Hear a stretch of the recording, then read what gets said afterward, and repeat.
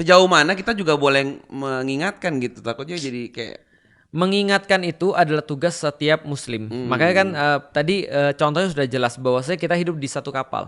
Kalau kita memahami hidup di satu kapal, maka tidak ada pilihan dalam mengingatkan atau tidak mengingatkan. Kita harus mengingatkan. Pertanyaannya bukan mengingatkan atau tidak berarti kan, tapi bagaimana cara mengingatkan. ngingetinnya. Maka kalau bagaimana cara mengingatkan bagi 3 kalau secara garis besar. Kalau itu dibawa kekuasaan kita pakai tangan. Oke. Artinya pakai kekuasaan kita. Kalau itu tidak dibawa kekuasaan kita tapi kita masih bisa akses, maka gunakan lisan kita. Kayak cangkem. Ya, pakai cangkem ya. Pakai bacot ya. Nah, terus kemudian kalau kita nggak bisa Bacot dengan doang. Emang ini yang bisa. Iya, kalau misalnya nggak bisa dengan lidah kita misalnya, ya udah kita diingkari dengan hati. Ingkari dengan hati apa? Tidak membenarkan.